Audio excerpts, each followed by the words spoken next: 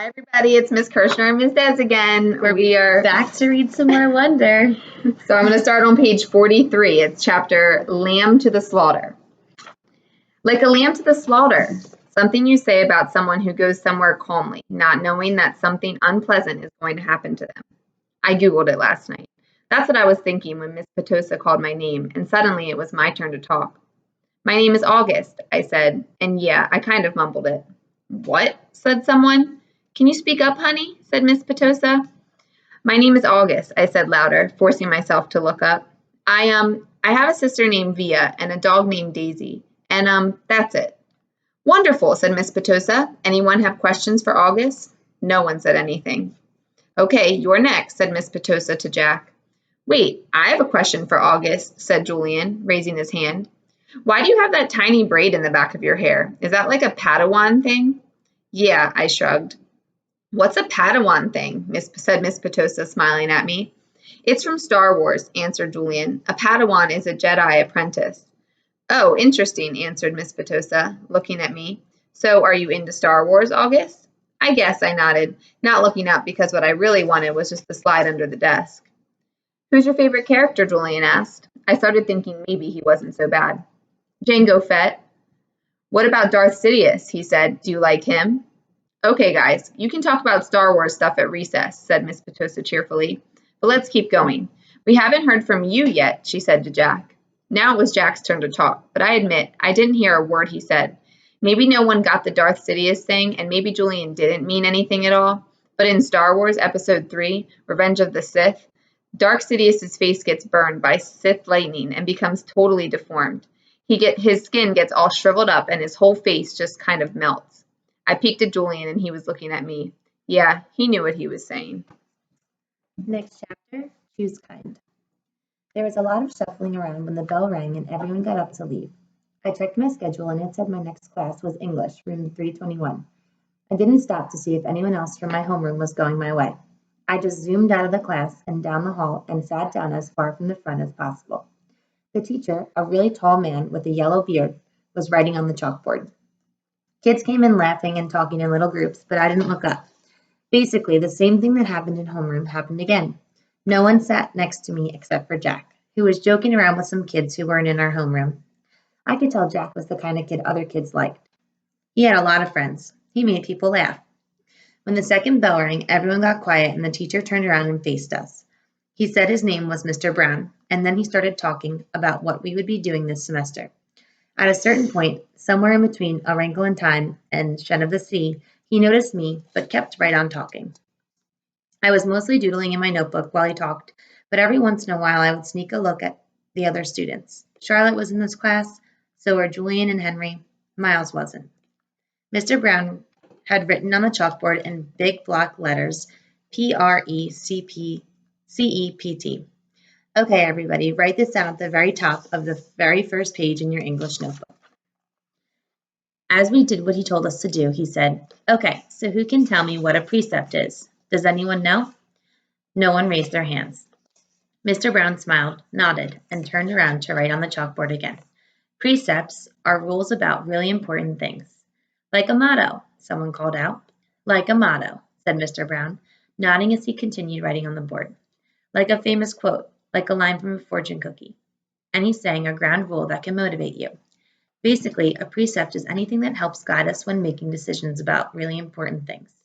He wrote all that on the chalkboard and then turned around and faced us. So, what are some really important things? He asked us. A few kids raised their hands, and as he pointed at them, they gave their answers, which he wrote on the chalkboard in really, really sloppy handwriting. Rules, schoolwork, homework. What else? He said as he wrote, not even turning around. Just call things out. He wrote everything everyone called out. Family, parents, pets. One girl called out, the environment. The environment. He wrote on the chalkboard and added, our world. Sharks because they eat dead things in the ocean, said one of the boys named Reed, and Mr. Brown wrote down sharks. Bees, seatbelts, recycling, friends. Okay, said Mr. Brown, writing all those things down. He turned around when he finished writing to face us again. But no one's named the most important thing of all. We all looked at him, out of ideas. God? Said one kid, and I could tell that even though Mr. Brown wrote God down, that wasn't the answer he was looking for. Without saying anything else, he wrote down who we are. Who we are, he said, underlining each word as he said it. Who we are. Us, right? What kind of people are we? What kind of person are you? Isn't that the most important thing of all? Isn't that the kind of question we should be asking ourselves all the time? What kind of person am I? Did anyone happen to notice the plaque next to the door of the school? Anyone read what it says? Anyone? He looked around, but no one knew the answer. It says, know thyself, he said, smiling and nodding. And learning who you are is what you're here to do. I thought we were here to learn English, Jack cracked, which made everyone laugh. Oh, yeah, and that too, Mr. Brown answered, which I thought was very cool of him. He turned around and wrote in big, huge block letters that spread all the way across the chalkboard, Mr. Brown's September precept. When given the choice between being right or being kind, choose kind. Okay, so everybody, he said, facing us again, I want you to start a brand new section in your notebooks and call it Mr. Brown's Precepts. He kept talking as we did what he was telling us to do. Put today's date at the top of the first page, and from now on, at the beginning of every month, I'm going to write a new Mr. Brown precept on the chalkboard, and you're going to write it down in your notebook. Then we're going to discuss that precept and what it means. And at the end of the month, you're going to write an essay about it, about what it means to you. So by the end of the year, you'll have your own list of precepts to take away with you. Over the summer, I asked all my students to come up with their very own personal precept, write it on a postcard, and mail it to me from wherever you go on your summer vacation. People really do that? Said one girl whose name I didn't know. Oh yeah, he answered. People really do that. I've had students send me new precepts years after they graduated from this school, actually. It's pretty amazing. He paused and stroked his beard. But anyway, next summer seems like a long way off.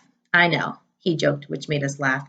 So everybody relax a bit while I take attendance, and then when we're finished with that, I'll start telling you all about the fun stuff we're going to be doing this year. In English. He pointed to Jack when he said this, which was also funny, so we all laughed at that. As I wrote down Mr. Brown's September precept, I suddenly realized that I was going to like school, no matter what. All right, the next chapter is lunch. But before I read, I'm going to give you 30 seconds. I want you to think of a prediction of what you think is going to happen in the chapter that's titled lunch. So take 30 seconds, think to yourself, what's going to happen? It says, do you have a prediction for what you think is going to happen in the chapter lunch? I think that lunch is going to be a little tough for Augie, but we'll have to wait and see. I don't know. All right, let's find out. Via had warned me about lunch in middle school, so I guess I should have known it would be hard. I just hadn't expected it to be this hard. Basically, all the kids from all the fifth grade classes poured into the cafeteria at the same time, talking loudly and bumping into one another while they ran to different tables. One of the lunchroom teachers said something about no seating saved aloud, but I didn't know what she meant, and maybe no one else did either, because just about everybody was saving seats for their friends. I tried to sit down at one table, but the kid in the next chair said, "Oh, sorry, but someone else is sitting here." So I moved to an empty table and just waited for everyone to finish stampeding around the lunchroom and the lunchroom teacher to tell us what to do next. As she started telling us the cafeteria rules, I looked around to see where Jack Will was sitting, but I didn't see him on my side of the room. Kids were still coming in as the teacher started calling the first few tables to get their trays and stand in line at the counter. Julian, Henry, and Miles were sitting at a table toward the back of the room. Mom had packed me a cheese sandwich, graham crackers, and a juice box, so I didn't need to stand in line when my table was called. Instead, I just concentrated on opening my backpack, pulling out my lunch bag, and slowly opening the aluminum foil wrapping of my sandwich. I could tell I was being stared at without even looking up. I knew that people were nudging each other, watching me out of the corners of their eyes. I thought I was used to those kinds of stares by now, but I guess I wasn't. There was one table of girls that I knew were whispering about me because they were talking behind their hands. Their eyes and whispers kept bouncing over to me. I hate the way I eat. I know how weird it looks. I had a surgery to fix my cleft palate when I was a baby, and then a second cleft surgery when I was 4. But I still have a hole in the roof of my mouth. And even though I had a jaw alignment surgery a few years ago, I have to chew food in the front of my mouth. I didn't even realize how this looked until I was at a birthday party once, and one of the kids told the mom of the birthday boy he didn't want to sit next to me because I was too messy with all the food crumbs shooting out of my mouth. I know the kid wasn't trying to be mean, but he got in big trouble later, and his mom called my mom that night to apologize. When I got home from the party, I went to the bathroom mirror and started eating a saltine cracker to see what I looked like when I was chewing. The kid was right. I eat like a tortoise. If you've ever seen a tortoise eating, like some prehistoric swamp thing. Next chapter is the summer table, so we're still in lunch. Hey, is this seat taken? I looked up, and a girl I never saw before was standing across from my table with a lunch tray full of food. She had long navy brown hair and wore a brown t-shirt with purple peace sign on it. No, I said. She put her lunch tray on the table, plopped her backpack on the floor, and sat down across from me. She started to eat her mac and cheese on her plate. Ugh, she said, after swallowing the first bite. I should have brought a sandwich like you did. Yeah, I said, nodding. My name's Summer, by the way. What's yours? August. Cool, she said. Summer. Another girl came over to the table carrying a tray. Why are you sitting here? Come back to the table. It was too crowded, Summer answered her. Come sit here. There's more room. The other girl looked confused for a second. I realized she had been one of the girls I had caught looking at me just a few minutes earlier, hand cupped over her mouth, whispering. I guess Summer had been one of the girls at that table, too. Never mind, said the girl, leaving. Summer looked at me, shrugged, smiled, and took another bite of her mac and cheese. Hey, our names kind of match, she said as she chewed.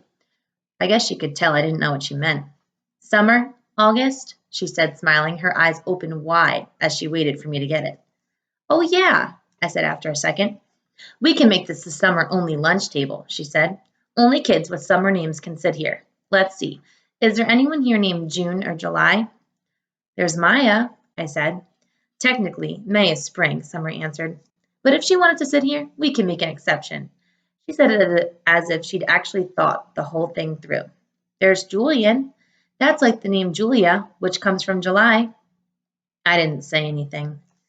There's a kid named Reed in my English class, I said.